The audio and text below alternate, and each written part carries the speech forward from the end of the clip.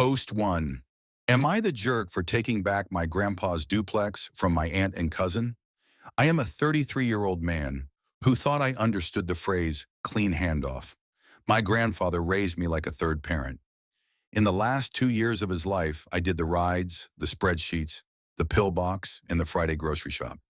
He would sit in his workshop after and tell me stories while I labeled coffee cans of screws. In his will, he left me his small brick duplex, his workshop tools, and a savings account earmarked for the property's taxes and repairs. My Aunt Carol, his eldest, was named executor only until probate closed. She said it would be smooth. She said family first. I believed her. Probate closed 3 months ago. I have a stamped deed that puts the duplex in my name alone, a signed inventory, and a list that says the tools and a vintage truck title are attached to the bequest. The final email from the estate lawyer copied both of us and said, "Keys and records should be transferred this week." That was the last thing that felt simple. The first odd thing was the keys. Carol said she had to gather sets from cousins. I offered to meet her the next day. She said weekend, then the next weekend. Then she stopped answering during business hours and sent texts late at night about grief. I get grief. I was sitting in his empty kitchen wiping the ring where his coffee mug used to sit. After 2 weeks, I went to the duplex with my copy of the old key. It did not work. The locks had been changed. A neighbor, Mr. Alvarez, waved from his porch. He said, "Your cousin is here a lot." I thought he meant helping. I knocked on the lower unit, the one Grandpa used to rent to traveling nurses. My cousin Nate opened the door in a basketball jersey. He is Aunt Carol's son. He grinned like this was normal and said, "Oh, hey, we moved in while the paperwork shakes out." I said the paperwork had shaken. He said his mom said it was family property and we would sort rent later. He had a pizza box on the counter and a big TV mounted where Grandpa's landscape print used to hang. I looked at the fresh holes and felt a small panic I am embarrassed to describe. It looked like someone had written on his desk. I called Carol from the sidewalk. She said this was temporary, that the nurses had left early, and that family stability matters more than strict dates. I said the deed is not a suggestion. She said if I start with legal talk, I will make enemies I cannot afford. She used the phrase blood over paper. I hung up and sat in my car until my hands stopped shaking. Then I drove to the bank because I needed to look at something no one could talk around. The estate savings account had been emptied 2 days before probate closed. The note said estate expenses. There were no attached receipts. The balance that should have paid insurance and taxes for the next year was zero. I called Carol from the parking lot. She said the money covered memorial costs, the obituary, and some final bills. The memorial had been a potluck at the church hall. The obituary fee was small. I asked for receipts. She said I was making grief ugly. I said I am an accountant by temperament and training, and my head works in columns. She said, "Let it go." My sister Jenna told me to stop making phone calls and start writing. She came over with her laptop and we built a timeline. Date probate closed, date locks changed. Date Nate moved in, date the account emptied. We printed the deed in the inventory list with the tools, including a drill press, a lathe, and the tool chests that weigh more than both of us. We added the vintage truck title number. I texted Carol and asked when I could pick up the title and keys. She replied with a photo of a casserole and a line about how the family is still healing. I went back to the duplex with Mr. Alvarez watching from his porch, not unkindly. I knocked again. Nate said he was settling in and could not talk. I told him I needed a key and a walkthrough of both units as the owner. He said tenants have rights and shut the door. A minute later, he texted a thumbs up emoji with "Talk to Mom." I stood on the front steps like a person who forgot why they were walking. I know how I sound. I sound rigid. I also know that Grandpa was specific. He loved family. He also loved lines. He made a point of it at the kitchen table when we went over his will. "Your aunt handles the estate," he said, tapping the paper. "But this place goes to you when it is done. Put someone decent in downstairs and keep the upstairs for yourself until you need something else. The tools are yours. Keep the truck title safe, even if the truck never runs." He said it with that little smile that meant he knew exactly why he was doing it and didn't need to say more. I tried to be the version of me he liked. I sent Carol one last polite email with the deed attached and a list of what I needed by Friday. Keys to both units, the garage keys, the tool inventory, and the truck title. I said we would discuss a lease with Nate if he wished to stay, but rent would start now, market rate, payable on the 1st, with a deposit, and no alterations without written permission. I CC'd the estate lawyer. Carol replied, "You are cruel. We are not doing contracts with blood." Then 15 minutes later, she sent a second message that said, "Fine, talk to a lawyer if you want to bring outsiders in. I am done being bullied. I have begun to doubt myself because half the family has started to echo her. A cousin wrote that I am ruining Nate's stability. An aunt said Grandpa would not want paper waved around. Someone else said I should be ashamed for counting dollars so soon. Uncle Pete called me quietly and said he saw Carol loading the big tool chest into her SUV the week after the funeral and did not know what to do. He sounded tired, which made me feel less crazy and more sad. I hired an attorney, Ms. Kaur, for a consultation. She read everything, asked precise questions, and said we would start with a demand letter for keys, records, and a property turnover, followed by a notice to unauthorized occupants if needed. She also said to stop trying to negotiate on the porch. People will paint you as the villain when you speak facts they do not like, she said. Paper is boring until it is the only thing that holds. I slept better after that, but I still feel like I am breaking a rule I cannot see. I want to be fair. I do not want to be the man who throws his cousin out on the street. I also do not want to be a doormat who pays taxes on a building I cannot enter, while a savings account meant for the roof and furnace becomes a family slush fund with no receipts. I keep hearing Grandpa's voice, gentle and specific. "Lines," he said, tapping the paper. "Keep them clean." Am I the jerk for insisting on keys, records, rent, and removal of unauthorized occupants? For questioning the emptied estate account? And for preparing to change the locks and enforce the deed, even though half the family says I should let it go for the sake of peace? Comment 1. Not the jerk. You have the deed, the inventory, and a closed probate. Demand letter, keys, lock change with proper notice, and a lease or removal. Ask for receipts on the estate expenses. Keep everything in writing. Comment 2, not the jerk. Blood over paper is how people justify stealing. Paper is how you protect Grandpa's wishes. Let your lawyer lead. Update 1. Some people asked for dates and documents. Here is the careful version. Probate closed on April 29th. On May 1st, the estate lawyer emailed me and Aunt Carol. Deed recorded transfer complete. Please coordinate keys and documents. On May 3rd, I tried the old key and discovered the locks were changed. On May 4th, I learned that Nate had moved in while paperwork shakes out. On May 6th, I checked the estate savings. Balance 0. Line item, estate expenses. No receipts attached. On May 8th, I sent my first formal request for keys, records, the tool inventory, and the vintage truck title. On May 10th, Carol sent a casserole photo. I am not trying to be petty by listing dates. I am trying to show how fast a clean handoff became a knot. The deed is in my file. The inventory names the workshop tools with serial numbers Grandpa wrote himself. The truck title number is on the list with "do not lose" in his handwriting. Every time I look at those lines, my chest tightens and then loosens, because at least something is solid. I met with Ms. Kaur again. She explained 3 lanes. 1, a demand for keys, records, and access based on ownership. 2, a written notice to any unauthorized occupants to produce a lease or vacate. And 3, a request for accounting on the estate expenses withdrawal, because executors owe beneficiaries receipts, even when beneficiaries are also family. She told me to stop porch conversations and stop answering guilt texts. Put the truth on paper, she said. People can interpret tone. They cannot rewrite timestamps. Her demand letter went out certified on May 12th. It was polite in the way that made me feel steadier just reading it. Please deliver within 5 days all keys to both units and garage, the safe deposit box key, the complete estate expense ledger with receipts, and the title to the 1978 truck listed on the estate inventory. Please confirm in writing whether any occupant of the lower unit possesses a written lease with the owner. If not, the owner will serve notice in compliance with state law. It ended with, Failure to respond will result in further legal action, including replevin of listed property.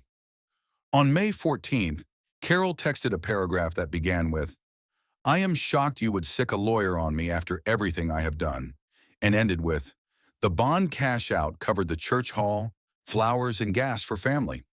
I replied from my email so there would be a thread. "Please provide receipts. Executor accounting is normal." She wrote back, "You make grief ugly." I did not answer. 10 minutes later, she sent, "The box at First County is empty, so do not bother. I took the personal items for safekeeping." The safe deposit box is where Grandpa kept war bonds and photos. The thought of her hand in that box made me feel dizzy. Ms. Kaur said, "We will subpoena the entry log. Do not meet her there. Do not argue in text." Nate responded to the letter by posting a selfie on the duplex stoop with "settled" in a key emoji. He texted me, "Tenants have rights. You cannot evict a cousin." He attached a screenshot of a tenants' rights blog with the words, "No self-help lockouts," highlighted. I replied once, "Agreed. This will proceed by notice and court order if needed."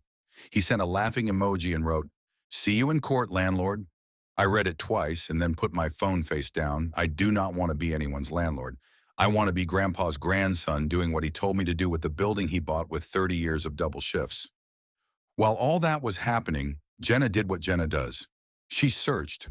She found a marketplace listing for a drill press that looked exactly like Grandpa's, with a scratch on the base where I once dropped a nut. The listing location matched Aunt Carol's neighborhood. She took a screenshot. An hour later, the listing disappeared. Uncle Pete called me that night and said, voice low like he was confessing, "I saw Carol and Nate loading the big red tool chest into her SUV the week after the memorial. I should have said something."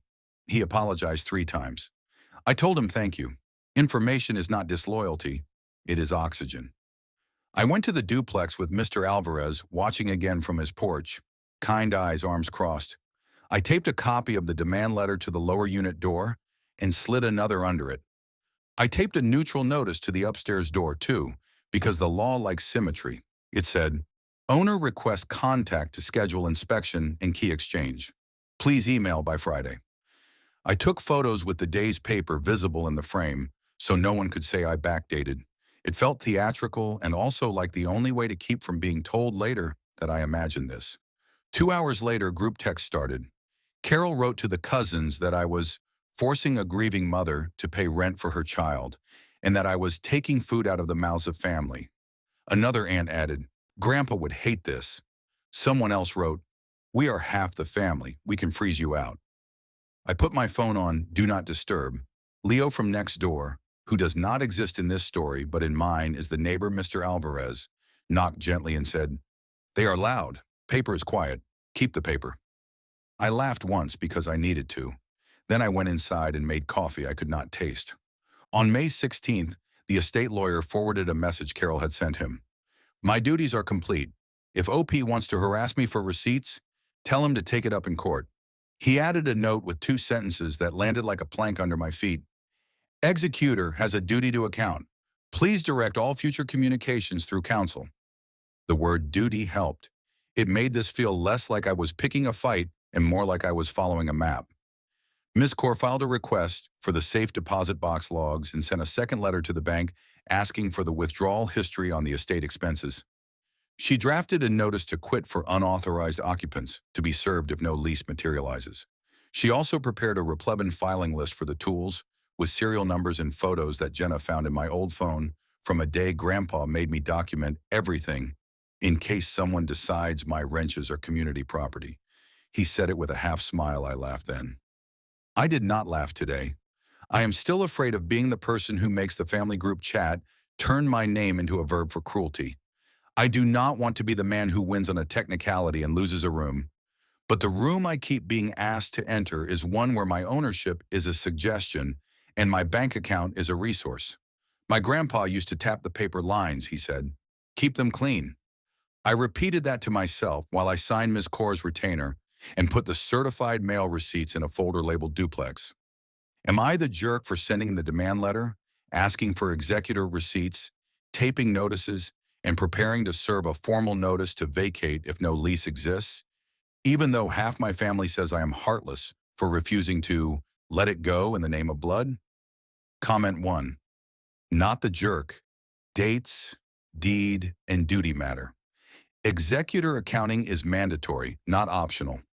Keep every message in writing, serve proper notices, and let your attorney handle the noise. Nate does not become a tenant by declaring it. Update 2. The pile-on began the day after Ms. Kaur's demand letter landed. Aunt Carol spun up a group chat called Family Unity and added every cousin and 2 of my great-aunts who do not text, but somehow reacted with hearts anyway. Her opener was 3 paragraphs about Grandpa's legacy and how I had lawyered my way into cruelty.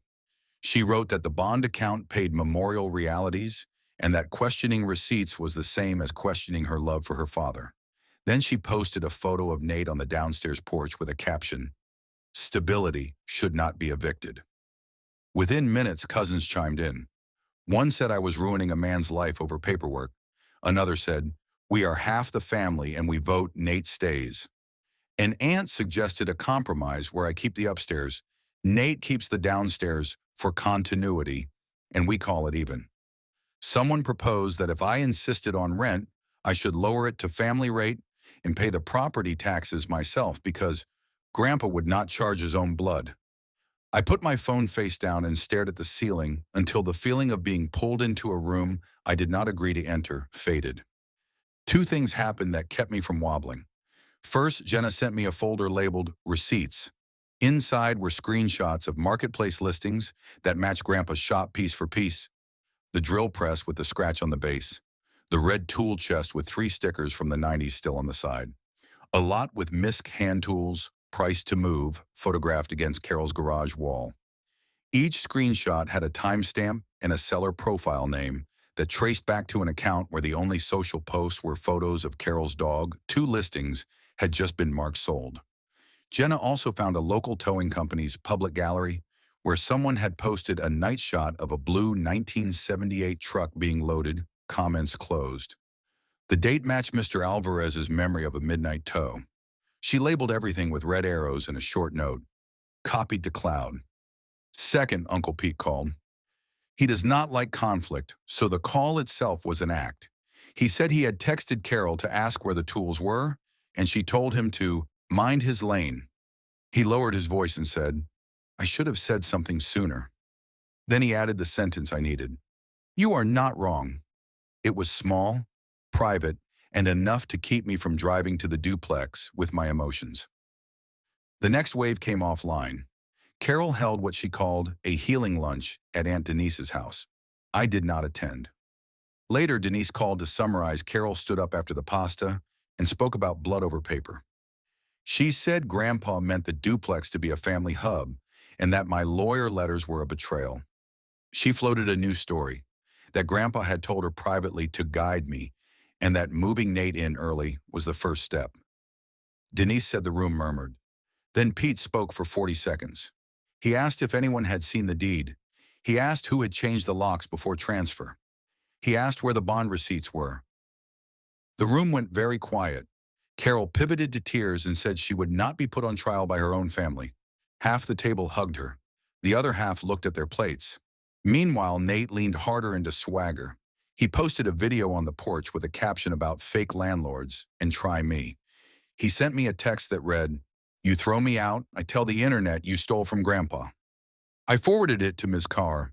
She wrote back, "Thank you. Do not reply." The safe deposit box log arrived. It showed 2 entries after Grandpa died, both by Carol, one 2 days after the funeral, one the week before probate closed. No beneficiary access was recorded. The bank said content status could not be released without order or consent. Ms. Kaur filed for an accounting. She also drafted a replevin list for the tools using Grandpa's serial numbers, plus the marketplace screenshots. On the bond account, she sent a formal request for executor accounting within 15 days, receipts attached. Through all of this, I kept thinking of the line commenters left on my original post. Paper is boring until it is the only thing that holds. It kept me from getting baited into speeches in living rooms. I posted an update in the thread with dates, the box entries, and a blurred version of the marketplace screenshots. The support was immediate and steadied me. Then the single contrarian popped up, as they do. He left you a whole building, and you are still nickel and diming your family? You knew grief would be messy. Let Nate stay rent-free for a year and stop chasing receipts. I sat with it instead of barking back. Then I answered once. I can grieve and keep my grandfather's lines. The deed is in my name. The estate account was for taxes and repairs, not a family slush fund. The workshop tools and the truck title are on the inventory he signed. I will offer a lease at market. I will not subsidize theft. I appreciate your perspective and will not engage further. Then I closed the tab and went to make coffee I could actually taste. The pylon widened to Facebook. A cousin posted a vague image about wolves in the fold, and greed wears a tie. I wore a hoodie to the bank to file the mail receipts. Mr. Alvarez waved me over on the sidewalk and handed me a USB drive. His doorbell camera had captured the midnight tow of the truck and 2 afternoons of large items going into Carol's SUV. He said, "Grandpas should get what they wanted." I said thank you and nearly cried because sometimes kindness sneaks in through the side door. That night, I found strength I would not have had 2 weeks ago. I emailed Nate, CCing Ms. Core. Please provide a copy of any written lease by Friday at noon. If none exists, consider this a courtesy notice that a formal notice to vacate will be served next week in compliance with state law. Separately, please confirm a date to return the property listed on the attached inventory, drill press, lathe, red tool chest, and associated items. A 2-hour pickup window will be scheduled by counsel. I attached the inventory list in Grandpa's handwriting with the serial numbers typed below. Then I closed my laptop and went for a walk until my head stopped buzzing. I still feel like I am walking against wind when my phone lights up with cousins calling me heartless. But I also feel the floor under my feet a little more each day. I am not shoving anyone into the street. I am offering a lease. I am asking for receipts. I am using the deed my grandfather put in my name. I am holding the line he asked me to hold. Jenna taped a post-it on my fridge that says, Keys Ledger Title. It is not poetry, it helps. The next step is the formal notice if no lease appears by Friday and a court petition for the replevin. I hope this ends in a boring way with returned property, a signed lease, or an orderly move-out. Boring sounds like peace. Comment 1. Not the jerk. The family vote does not override a recorded deed or executor duties. Marketplace screenshots plus the box logs are strong. Keep everything through counsel, serve notice properly, and let Ms. Core drive. Uncle Pete and Mr. Alvarez are clutch. Update 3. Ms. Cower said clarity is kindness when people pretend not to hear. On Tuesday morning, she served 2 documents by the book. The first was a notice to produce a written lease within 48 hours or consider the occupancy unauthorized. The second was a demand to return specific property from the inventory: the drill press, the lathe, the red tool chest with identifying stickers, and the small tool sets that Grandpa had labeled in coffee cans. We posted 1 copy on the lower unit door, mailed another certified, and emailed PDFs to Nate and Aunt Carol. I took photos of the postings with the day's newspaper in frame. Paper is boring until it is the only thing that holds. By noon, the group chat lit up like a pinball machine. Carol wrote that I was terrorizing family. A cousin said I was weaponizing grief. Another suggested I let Nate stay while I cooled off. I put my phone face down and sat in Grandpa's old kitchen with the curtains open, listening to the plain sound of the refrigerator motor. Mr. Alvarez waved from his porch. I waved back. At 5, music drifted through the alley. I stepped onto the top step landing of the upstairs unit. Nate had pulled the grill into the yard and set up a folding table. Friends I did not know clapped him on the back. Someone taped a paper sign to the fence that said, housewarming. A few cousins came by. I heard my last name in a tone that made me shrink and then straighten. Nate looked up at me and lifted a beer like a toast. 48 hours, he called, smiling. Plenty of time to find a pen. The crowd laughed. He turned the music louder. I went back inside and texted Ms. Core. Cookout, taunting tone. She replied, do not engage. We will be ready Friday. That night, Mr. Alvarez knocked. He held out his doorbell camera printouts and a small USB drive. On the top printout was a still image of Grandpa's blue 1978 truck being towed at 12:41 a.m., 2 weeks after the memorial. The date stamp matched the public gallery photo Jenna had found. The next images showed 2 afternoons where the red tool chest and 3 labeled boxes were loaded into Aunt Carol's SUV. The resolution was not perfect, but the stickers on the chest were visible. Mr. Alvarez said only, "For your file." I said thank you and felt a wave of gratitude so strong it made my hands shake. Wednesday morning, Ms. Kaur filed a police report for suspected theft and conversion of listed estate property and the truck title, attaching Grandpa's inventory, the serial numbers, the marketplace screenshots Jenna captured, and Mr. Alvarez's images. She explained that recovering the tools would be a civil replevin, but the truck and title were worth a criminal paper trail in case someone tried a title transfer. She also filed the replevin petition in civil court listing the tools by serial number. I signed both sets of papers at her office, my signature small and careful like I was writing on a test. The bank responded to our accounting request with a spreadsheet that was almost blank, a single withdrawal titled Estate Expenses, no itemization. Ms. Carr requested the underlying receipts again and scheduled a hearing date to compel an accounting. She looked at me over her glasses and said, "They will say you are cruel for asking. You are doing your duty." At lunch, I walked the property line with a legal pad and wrote down small repairs that would be easier to do once we had access. The upstairs needs a new smoke detector. The exterior light at the back door flickers. The hedges could use a trim. It felt grounding to list normal things. When I rounded the corner, Nate had draped a sheet over the downstairs front window and painted "Home" across it in big letters. It was theatrics. It still made my stomach drop. I took a photo. Ms. Kaur later said it documented alterations without permission. By late afternoon, the 48-hour mark ticked closer. No lease had appeared. Nate texted a screenshot of a month-to-month template with nothing filled in and LOL typed below. I did not reply. He posted another video on the porch, this time talking about greedy paperwork men and fake landlords.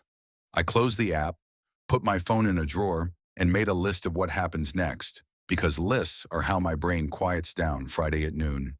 Serve formal notice to vacate. Friday at 2. Locksmith scheduled to rekey common doors and garage with a police escort for safety. Not entry Monday. Court stamps on the replevin. If they refuse property pickup, we petition for a writ. That evening, the backyard party grew. A cousin I still love handed Nate a new welcome mat. Someone scrawled my initials on a paper plate and stepped on it for laughs, I know, because Mr. Alvarez's camera caught it, and he quietly printed the still and slid it under my door. Seeing my initials under a shoe was childish and effective. It made the small part of me that wants to be liked try to take the wheel. I held the deed in my hands until that part sat back down. Thursday morning brought one moment of relief. Uncle Pete texted, "I found the old spare key set in my desk. It has a garage key. I am sorry I froze earlier." He met me on the sidewalk and put the keys in my hand like a truce offering. "Your grandfather told me he wanted you to have this place clean," he said. "I am ashamed I watched her load that chest." I did not know what to say that would not embarrass him. I said, "Thank you. I can work with truth." He nodded and walked back to his truck like a man leaving a confession booth. At 11, Ms. Carr emailed a clean packet titled Friday Actions. It had the formal notice to vacate, the locksmith work order, and a letter to the precinct requesting a civil standby. It also had a calmer for me, even if she did not label it that way. Owner does not enter the occupied unit without order. No one will accuse you of a lockout if you follow this plan. Change common locks only. Post copies. Save receipts. Paper holding again. By noon Friday, Nate had not produced a lease. Ms. Keir served the formal notice to vacate. Nate filmed her from the porch and posted it with clown music, calling me a slur for landlords. I did not watch it. I stood outside with my lawyer and the officer and the locksmith. We changed the exterior common door and the garage lock. We posted the new key pickup instructions for authorized parties only. We posted the rekey receipt. We did not enter the lower unit. We did not touch a single thing that was not a common lock. I took photos of the officer standing beside the locksmith because someday someone will say I did this wrong. Nate opened the window and shouted that he had rights. The officer said calmly that this was not an eviction and that no one was entering today. He handed Nate the copy of the notice and said, "Save this. Court will be the next step." Nate slammed the window. A cousin on the sidewalk said I was heartless. Mr. Alvarez said softly, "He is following the rules." I went upstairs and sat in Grandpa's chair and drank water I did not want. That night was quiet. No music, no videos. The new garage lock turned with a solid click, and I stood there with my hand on it longer than I needed to, because the sound felt like a small piece of my grandfather's voice returning lines. "Keep them clean. We are now scheduled for a quick possession hearing on the common areas, a replevin hearing for the tools, and a bank accounting date. None of this is fast. All of it is moving. I am still scared of being the man who lost his family on paper. But when I turn the common key and it fits, the fear loosens just enough for me to sleep." Comment 1. Not the jerk. 48-hour lease request, notice to vacate, police standby, and rekeying common locks only is textbook. The barbecue was bait. You did not take it. Keep letting Ms. Core run point, push the replevin with those serials and camera stills, and keep every receipt. Update 4. The breaking point arrived at a Sunday healing lunch Aunt Carol hosted at the church hall. Jenna told me to skip it. Ms. Carr said to go only if I brought paper. I printed the deed, the inventory page with Grandpa's handwriting, the bank's one-line estate expenses, ledger, the safe deposit box access log with Carol's 2 entries, and our filed replevin case number. I also printed a single-page rent ledger template with lines for date, amount, and receipt number. I slid everything into a thin folder and told myself to keep my voice low. The hall smelled like coffee and sheet cake. The cousins had set out aluminum pans of baked ziti. Carol stood near a portable speaker with a small wireless mic. She hugged me in a way that blocked my hands and whispered, "You can still stop this." Then she tapped the mic and said she wanted to speak about legacy. She opened with a sweet line about Grandpa's work ethic. Then her tone shifted. "Family built that duplex," she said. "Family belongs there. My nephew has brought in outsiders and court papers. I will not be tried by my own blood." Blood over paper. Heads nodded. A cousin clapped. Nate leaned against the wall, arms folded, pleased.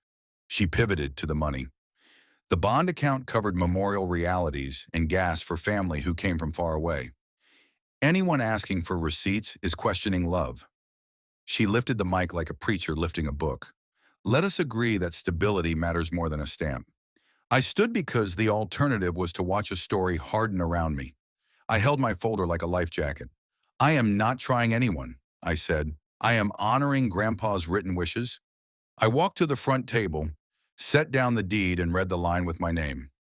I held up the inventory page with Grandpa's neat block letters and the tool serial numbers. I read the bank's one-line ledger. State expenses, no receipts attached. I held up the box access log that showed 2 entries by Carol. After he passed, I did not accuse. I read. Carol laughed, sharp. "Paper does not feed people. Paper does not tuck anyone in." I nodded at the mic, asked to borrow it, and she hesitated, then handed it to me because a room full of eyes had turned. "My grandfather used both," I said.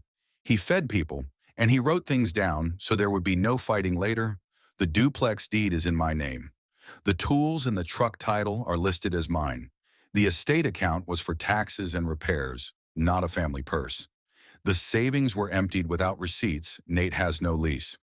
I have offered him one at market rate starting now. If he does not want it, the law requires a move-out." Nate called out, "Try it," like a teenager. A few cousins laughed. I did not look at him. I opened the last page. "Here is the rent ledger," I said. "June 1st, amount due, receipt numbers. If you stay, you pay. If you do not pay, I file what the law allows and we move this to court." Carol stepped close enough that I could see her lipstick. "You made money ugly," she said into the side of the mic. "You found a lawyer to bully family." I did not raise my voice. "Executors owe receipts," I said. "Beneficiaries owe taxes. Owners owe safety. Tenants owe rent. None of this is bullying. It is the map Grandpa drew so we would not have to fight." A murmur rolled through the room. One of the great aunts, who rarely speaks, said, "Where are the receipts, Carol?" It landed like a pebble in a bowl. Uncle Pete cleared his throat. I saw the tools loaded into your SUV, he said, voice steady. They belong to him. Give them back. The room shifted, not to my side, but off of Carol's center. Carol tried a new angle, tears. I did everything, she said. I handled calls. I sat up nights. Now I am being called a thief. She turned to the cousins. This is what happens when you let paper people into your heart. Jenna stepped forward with a simple sentence. Then show the receipts. She did not raise her voice either. She just stood there with her phone out, ready to photograph whatever Carol put down. The church hall manager, who had been pretending to refill coffee, moved the mic back to the stand and said, "This is not the place." I seized the moment. "Agreed," I said. "My attorney will handle the receipts and the box log. I will handle the locks and the rent." I turned to Nate. "Tomorrow at noon, I will post a rent demand with a ledger. If you want a lease, email by end of day. If not, I will proceed with court. No more cookouts, no window paint, no alterations. Any property listed on the inventory must be returned at the pickup window Ms. Core schedules, or we proceed with the writ." Nate scoffed. "You cannot change locks," I nodded. "Common areas and garage only with a police standby, which I will document and post. No entry to the lower unit without an order." I held up the locksmith work order and the police email confirming the civil standby. "Tomorrow at 2, I said. "You can film it if you like. The officer will be smiling in the background." A cousin yelled that I was cruel. Another said I was ruining the family. The great aunt spoke again. "Cruel is taking what is not yours," she said. "Cruel is changing locks before transfer." The room went quiet in that way that means nobody wants to be the next sound. I thanked the hall manager, put my papers back in the folder, and told the room, "I am going home to cook dinner." It was petty and human and true. On my way out, Uncle Pete squeezed my shoulder. The squeeze said, "Keep going." Carol glared. The glare said she would never forgive me for not picking the version of family that left everything uncounted. At noon the next day, I posted a rent demand with the ledger lines filled for the first month. Due on the 1st, late on the 5th, with a 10-day notice to pay or quit ready if he did not. At 2, with the officer present, I changed the common and garage locks and posted the key pickup sheet for authorized parties. Jenna videoed me handing a copy of the rekey receipt to the officer. No shouting, no entry, just paper and a click. That evening, a text from an unknown number arrived. "Pickup window is Wednesday at 10. Bring the drill press, the lathe, and the red chest. Do not play games." It did not say who sent it. Ms. Core said it was enough. She replied from her office, confirming the window and the requirement that property arrive in identifiable condition. I did not sleep easily, but I slept. The rent ledger lay on my table with the first line ready. It looked like boredom. It felt like oxygen. Am I the jerk for reading the deed and the bank log out loud, announcing a rent ledger and lock change schedule in front of my family, and telling Nate that the only two options are a market lease now or a lawful move-out later? Comment 1, not the jerk. Carol staged a public trial. You responded with documents, not insults. Reading the deed, inventory, and box log was exactly right. Posting a rent ledger and rekeying common locks with a police standby is textbook. Keep going through counsel. Update 5. Wednesday at 10 came like a dentist appointment you circle and dread. Ms. Core set the pickup window in the driveway behind the duplex. She had a clipboard with the inventory list Grandpa wrote in block letters. A patrol car idled at the curb for a civil standby. Mr. Alvarez watched from his porch with his thermos. Jenna had her phone on video and a tote of zip ties for tags. Aunt Carol arrived first in her SUV, sunglasses on, jaw set. Nate followed in a borrowed truck with 2 friends. They parked like they owned the block. Carol stepped out and announced, "We are here under protest," as if that changed the shape of the paperwork. Ms. Core nodded once and said, "We will receive property now." They opened the tailgate. The red tool chest came off first. 2 stickers from the 90s still clung to one side. A fresh scratch across the corner told a second story I swallowed and did not speak. Ms. Carroll checked the serial number against Grandpa's list and said, "Tag it." Jenna zip-tied a label through the handle and photographed it. Next came the drill press. The base had the exact crescent chip I put there in high school when I dropped a nut and lied about it. I touched the metal like a person saying, sorry, then the lathe.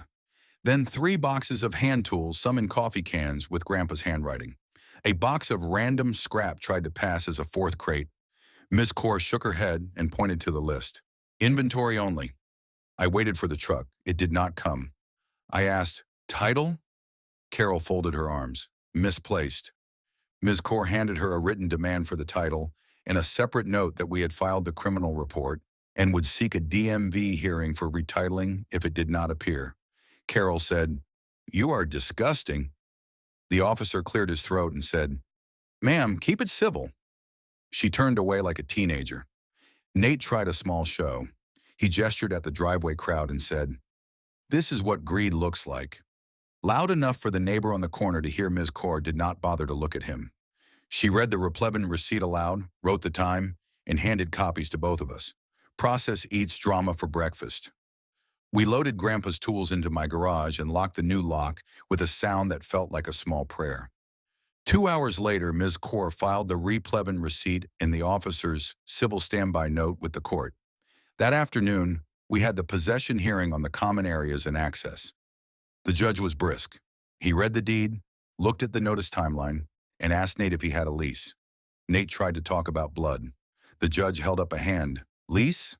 Nate said no, then said yes, then said verbal understanding.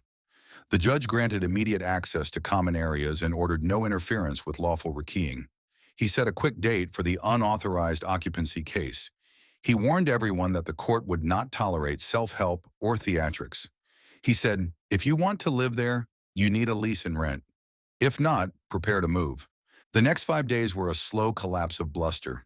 Nate stopped posting videos. The group chat went from wolf in a tie to quiet. Uncle Pete texted, "Call me if you need me on your side of the room," which was his way of saying he would appear if Carol tried a news story. Mr. Alvarez printed one more still of a tow yard gate with the blue truck behind it. The plate was visible. Ms. Core sent it to the detective handling the title complaint and filed my DMV petition with the plate number attached. On the 1st of the month, I posted a simple rent demand on the downstairs door and emailed the same to Nate.